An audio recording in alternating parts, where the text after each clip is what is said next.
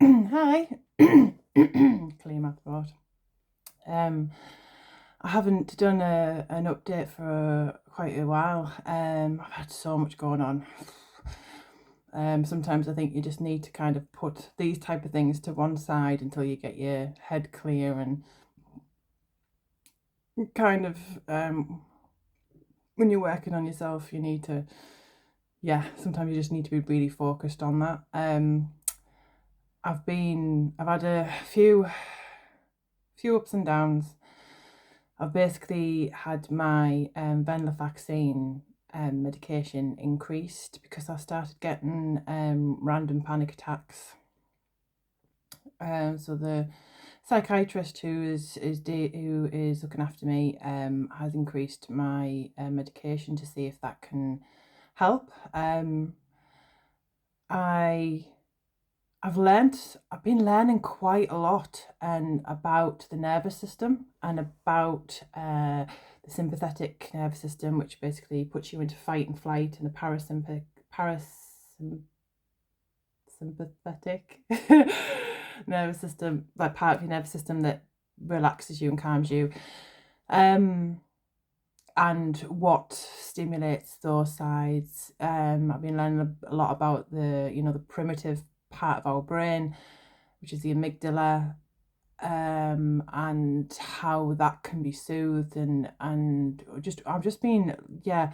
So I'm still kind of in the process of like learning about those things, but I'm I'm finding it really interesting. I'm finding it quite exciting because I'm already putting some of these practices into place, and I'm finding that they are helping me deal with the panic attacks as they come. Um, I think if for like I say, I think once I've learned a lot more and I'm a lot more sure about what I'm talking about, then I can kind of come on here and give like advice about it. But you can obviously go and learn about it yourself. But I think sometimes learning it, the theory of it, and then learning it from someone who's putting it into practice is a lot different sometimes. And I follow a few people on Instagram and YouTube who have suffered with agoraphobia and suffered with panic attacks and overcome it, and hearing how they've done it is a lot different sometimes, isn't it? Because then it's almost like a reassurance that, well, they've done it, so I can. So once I learn a lot more about that, I will definitely come and give a lot more insight into that side of things about the nervous system. And but one thing I think I've known all along, and I think it's super important that if you do have a panic attack, and this seems hard. I think if you've had a panic, if you've not had any, or if you've only had a couple, I think it's a difficult one to put into practice, and you shouldn't be hard on yourself if you can't manage this. I think it's with anything in life, isn't it? Once you've done something, a few times, half a dozen times, and then more of that, it becomes easier to put into practice. And the more panic attacks I have, the easier it becomes to not react to the panic. And I'm saying that, obviously, I'm saying that to you because I have reacted to the panic in the past, and I know how hard it is not to, because everything in your fiber, everything in your what you feel like, in your body and in your mind is telling you to react. So it's telling you to run or escape, or you're trapped, or it's just telling you to do something. But if you don't react to it when it comes, and you just let it be, and I know it's hard, but it makes the panic attack go away quicker. And that's just like, it's such a key piece of advice. I mean, the remnants of a panic attack can like linger in the background for hours afterwards, but I think if you can deal with that, then and not have, I mean, isn't it not better to have a panic attack that lasts, say, a couple of minutes, um, than a panic attack that's like lasting like 45 minutes? Like, there's no comparison, is there? So if you don't react to it, if you don't go along with what your primitive brain is telling you, which is you're unsafe in this situation, whatever situation you're in, and you might not even be in a situation, it might come like randomly and you're like, what the heck, where's this come from? Like, I'm okay, I'm safe.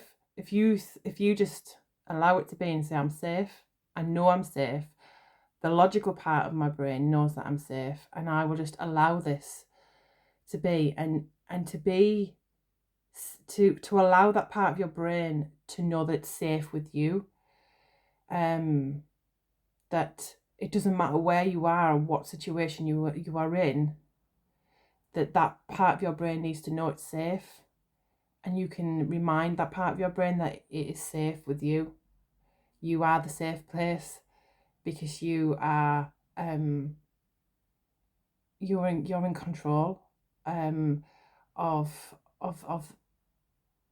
what you're doing. Like, you're in control, and just remind yourself, and don't try and fight against it saying, I'm in control and I will, and you will stop now. It's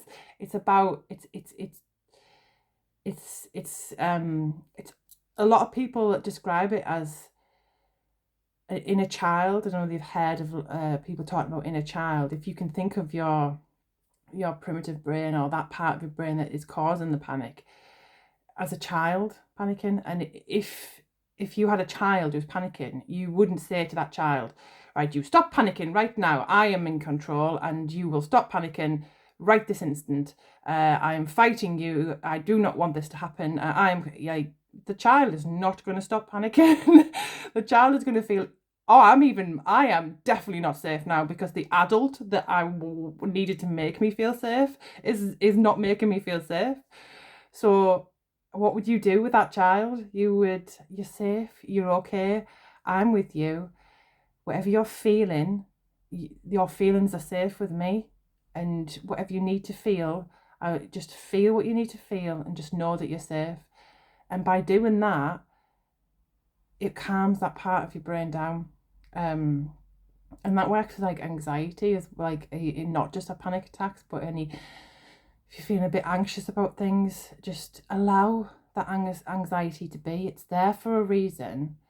It's there because there's a part of you in your body, in your nervous system, in your brain, that feels that it needs to feel that way, and just allow it to be there, allow it to be present, just observe it. Don't interact with it too much. Just tell it you're safe. Whatever you need to do, you're in the safe space within me, and just take it, however long it takes for this to pass, then just I allow that time, and eventually what you do is you are training that part of your brain that it doesn't need to panic. So it's like, it's a strange thing, isn't it? Because you don't need to. The end goal is to not have panic attacks. The end goal is to not have anxiety. But it's not it's not in the moment, if that makes sense. Like, that will happen when you allow the anxiety and the panic to just be present.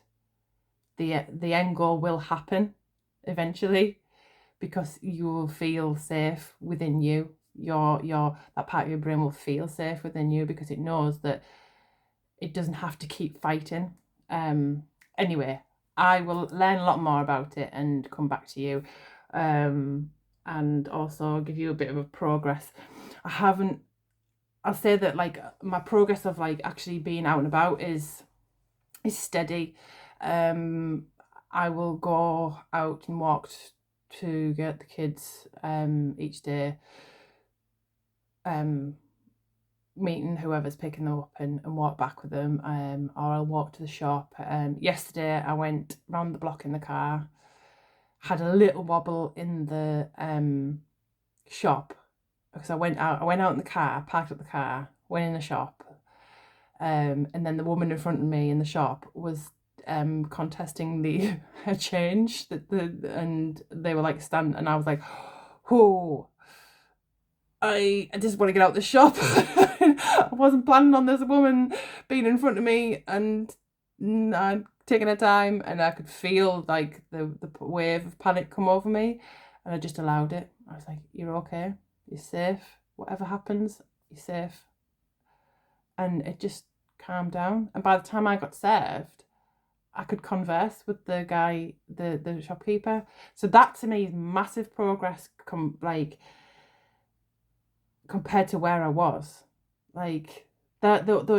You when you're going on this journey, you've got to celebrate the wins, no matter how small, and you've got to recognize the progress. Like progress comes in different shapes and forms, and just because I'm not going as far, like distance wise, from the house, it doesn't mean that I'm not actually making progress. I think that'll come in time. I've got to like get all this I've got to get some other things sorted first before that kind of progress will happen. But without a doubt, the no progress is happening. Things are moving in the right direction, and I've got to celebrate that. And I encourage you to celebrate that as well. Any wins, and when you don't have a win day, then you don't knock yourself. It's just a rest day. You're not moving back, you're just not moving forward. So yeah, see you soon. Take care, and be kind to yourself.